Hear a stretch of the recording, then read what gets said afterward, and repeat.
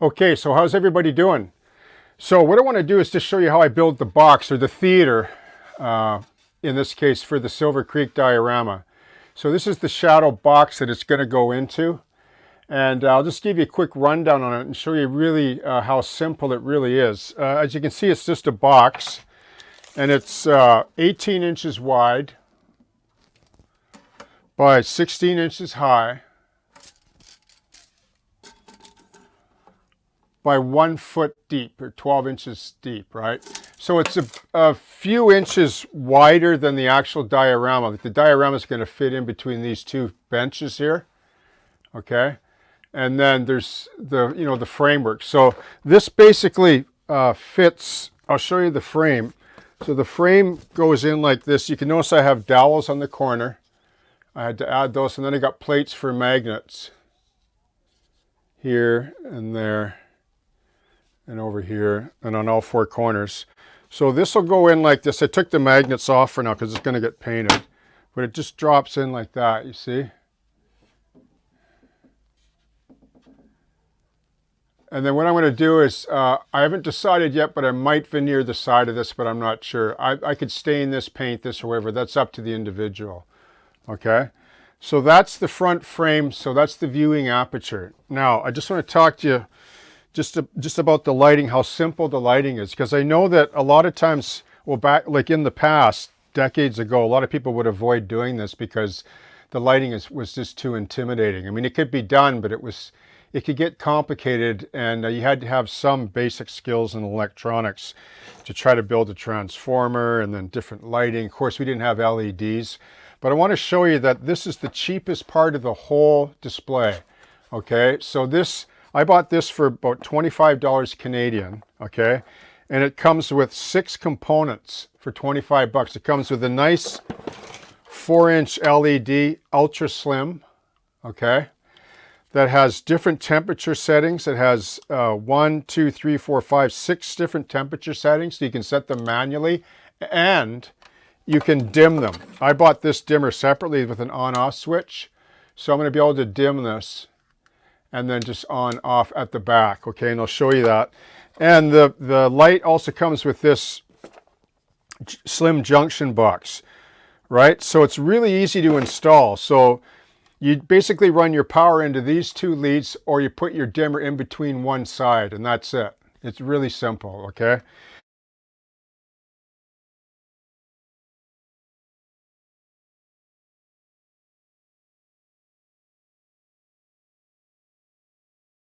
And you can see that I cut a bit of a notch in the side because the diorama is quite high at the back, so you're not going to see it, okay? And there's plenty of air space if there is any heat that's generated. And then I can attach trees along these benches, which I'll talk about later. So what I want to do is to just show you quick how I'm going to mount the light, because it has to be able to pop in and out. But you can see these springs right here. Like, this is an awesome light, right? You should be able to get these just about anywhere. Ultra slim LEDs for kitchen counters, etc. Okay? So this basically goes up in here. There's just 2 rails with spacers. So I can put this up inside like that. Okay, let me just move this Lazy Susan out of the way for a second so that you can see it better. And you can see right there, okay, see how that mounts? So I can slide this back like that, and I can slide it all the way forward like that, okay? And then if I need to get in and out, or for some reason, I can just pop it out like that, okay? So for any of you that are considering doing a shadow box of this nature, this particular lighting by Globe called Duo Bright, which is LED Ultra Slim Recess Kit, is a perfect way to begin your lighting adventure. And I say adventure because lighting can be different for every diorama or scene that you do, depending how you want to create mood. But I find, I've already tested this, I find just the one 4-inch slim LED does the trick because I got the color for the mood, and it looks beautiful. I don't need any additional pot lights or anything, but you can add those too, but that's up to the individual, okay? So this is all basically 3/8 and 1/4-inch plywood. I use 3/8 for the outside frame just for rigidness, and then 1/4-inch for some of this inner framing here. And then I'll just show you the back panel quick on this particular part. So you can see that this is going to go in here like this.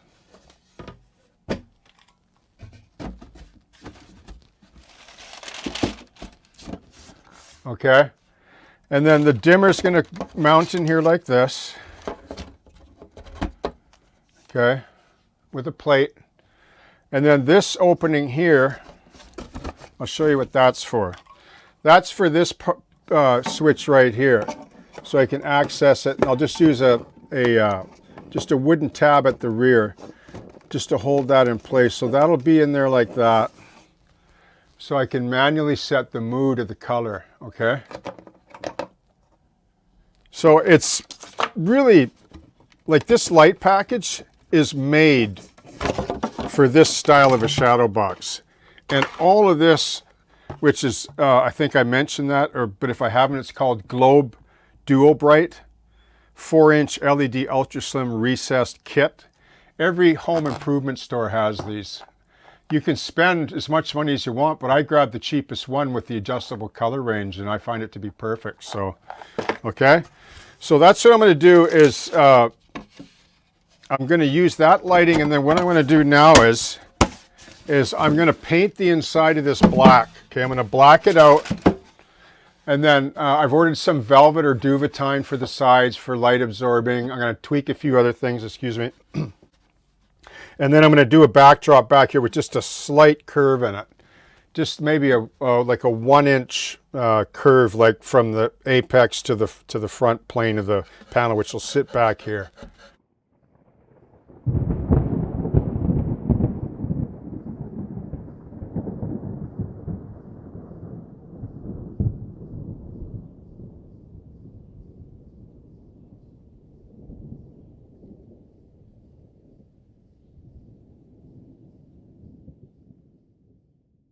Okay, so I just want to talk to you about the sticks. The sticks. The term "the sticks" comes from, thick bush.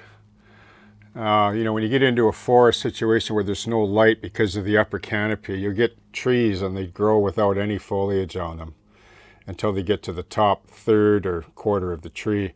So with the shadow box, you can see that the diorama actually slides in on these rails here, and then I want another, well, there's another 1.5 inches here or so.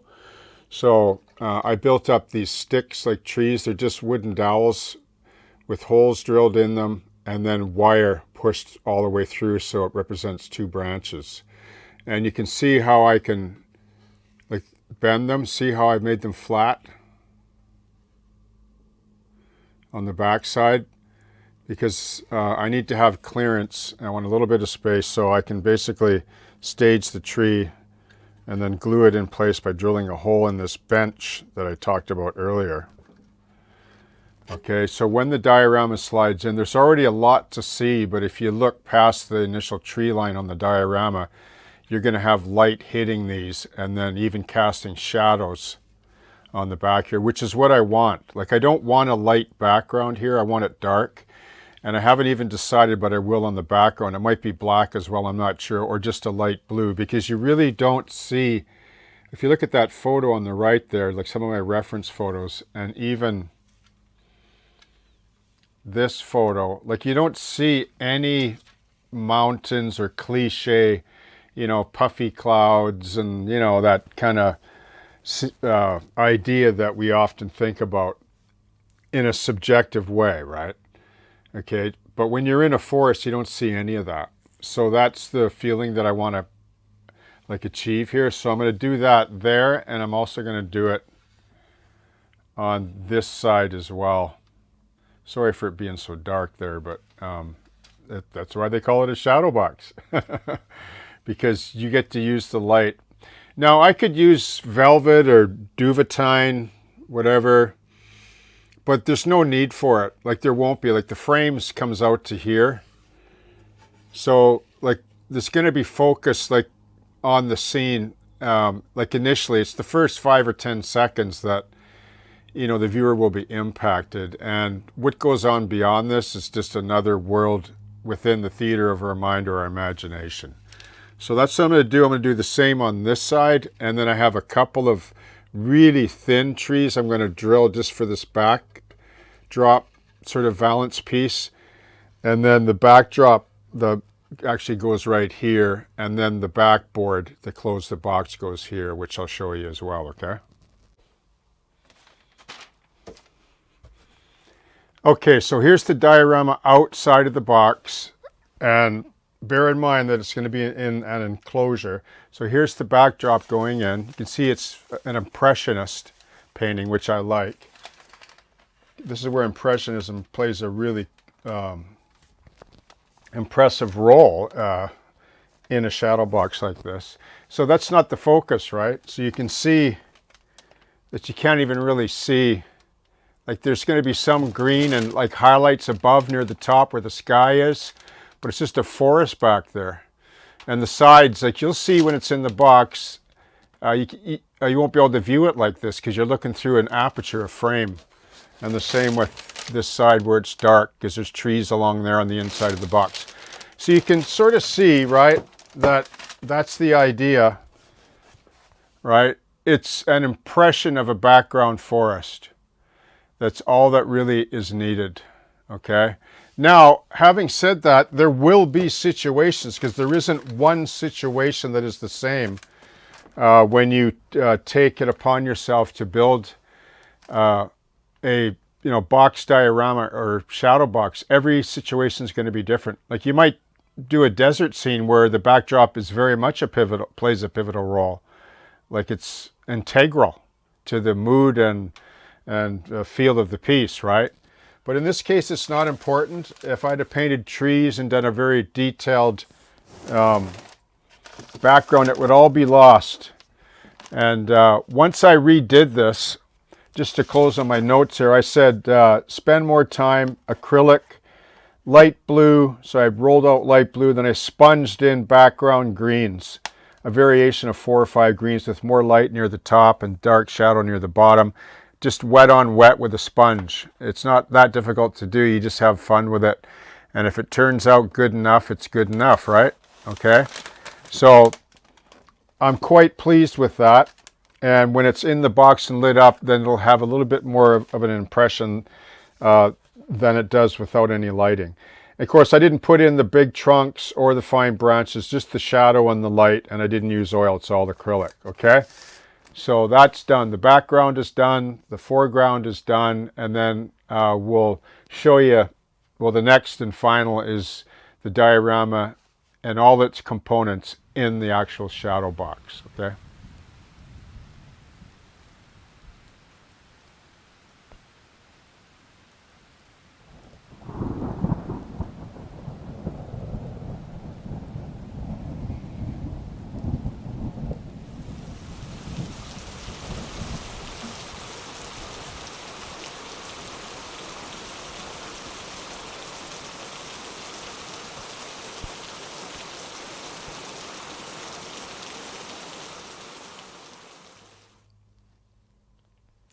Okay, so how's everybody doing? So welcome to the Silver Creek final. And as you just witnessed in the intro opening there, you can see the sum total and concept of the shadow box idea that I built this diorama around. So the idea of a shadow box came to me from a book that I used to have by Ray Anderson. It was called The Art of the Diorama. And he and others as well, like Shepard Payne and some other notable artists, were building these, little historical scenes like in a box, like in a frame.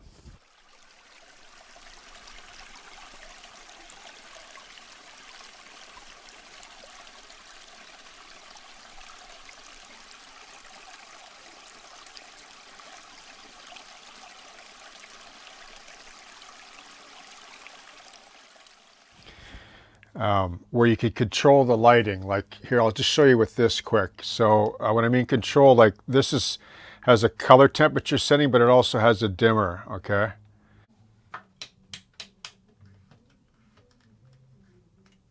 See how I can dim it? That's on still, but it's at low dim, and then there's off. So on, and then I can bring up the dimmer. And then I can also change the color temperatures. I'll show you just a quick slideshow of the different color temperatures.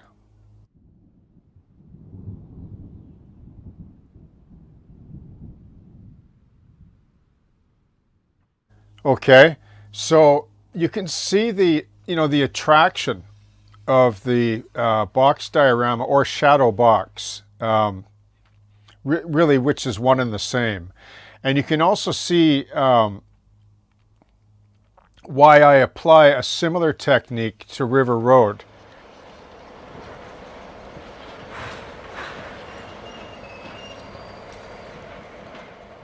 Although it isn't fully fleshed out because it's still under construction, but the idea with River Road is similar to this, that I want to control the lighting. Like I'll be adding more lighting to it when it's done and lowering the valance somewhat to create just a little bit smaller aperture.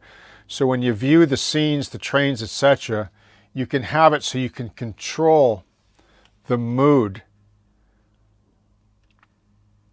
and the lighting, which I can just switch here for you if you want. You can see there, it goes warmer, see?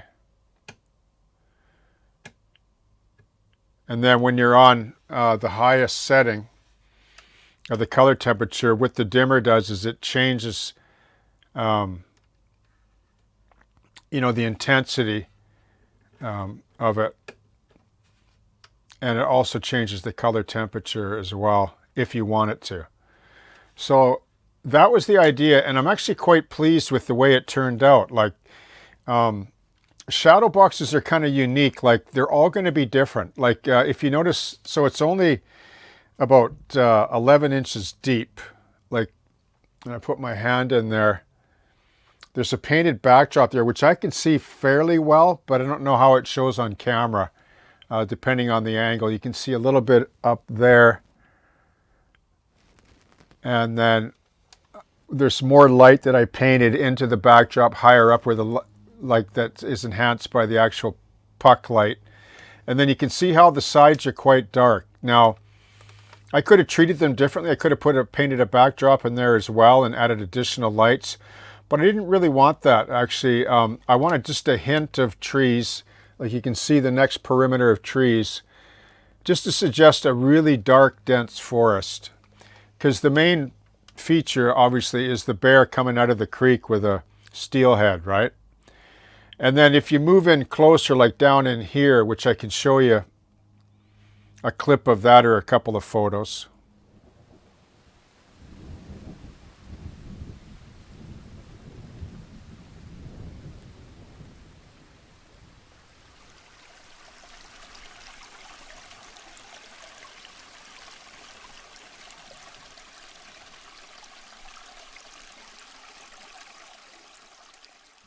So that's an additional treat, if you will, when you come up close like this to look in to the shadow box, where you'll see sort of a sub scene of a larger steelhead than this one trapped in a low water situation.